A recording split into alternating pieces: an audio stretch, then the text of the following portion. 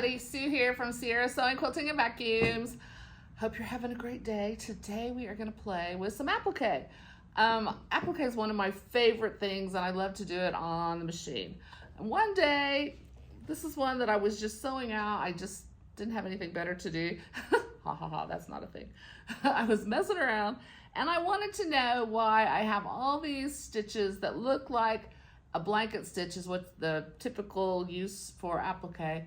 Why I have so many on my machine that look like they stitch out just alike. So I decided to just get a little scrap of fabric and test them out. So when I did that, I hope you can see this okay.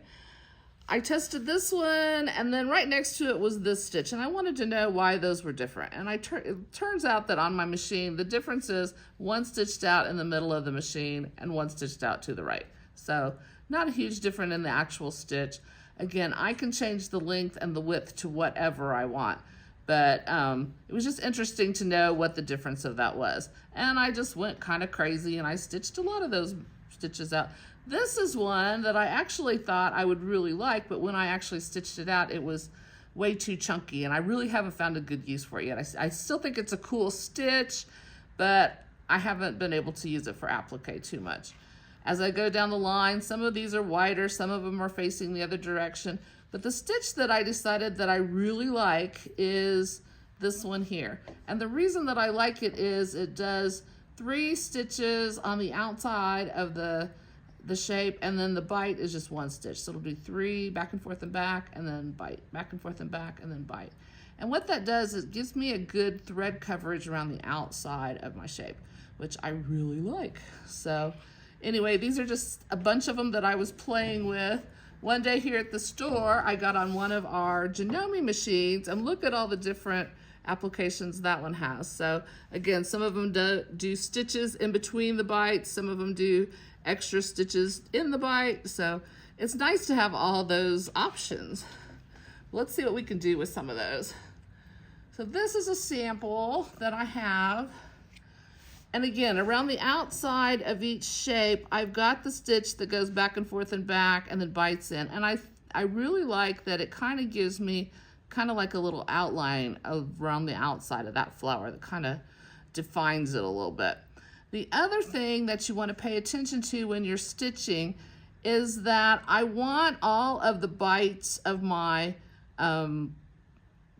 the blanket stitch to kind of radiate around an imaginary center point. So these are all kind of radiating to a middle here.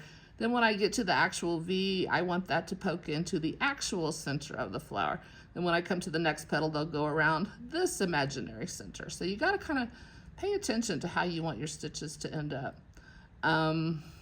You want it to stitch right along the outside edge of the fabric, and actually just outside of the fabric, but then to bite in to catch it.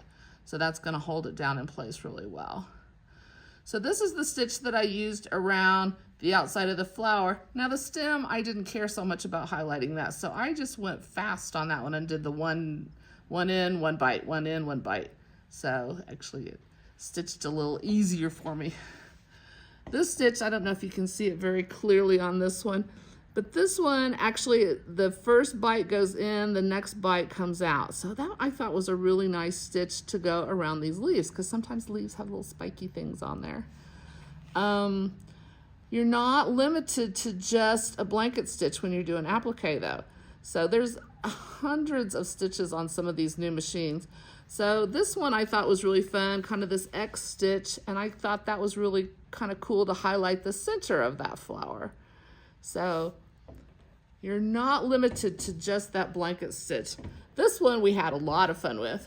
So around the outside of these little daisy petals, this one I call the Frankenstein stitch. It looks like Frankenstein's lacings there. But instead of just one in and then a bite, it actually bites both directions. But I thought that was a really cool outline for some of these. This is, again, it's that same stitch. Maybe you can see it better on this one. But the first bite goes in, the next stitch, it bites out. But again, kind of a cool effect for that leaf.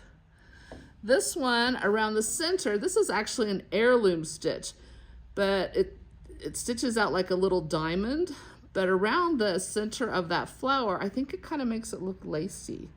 So anyway, that's kind of my challenge, is to see, you know, different ways that you can play with some of those fun stitches that you have on your machine.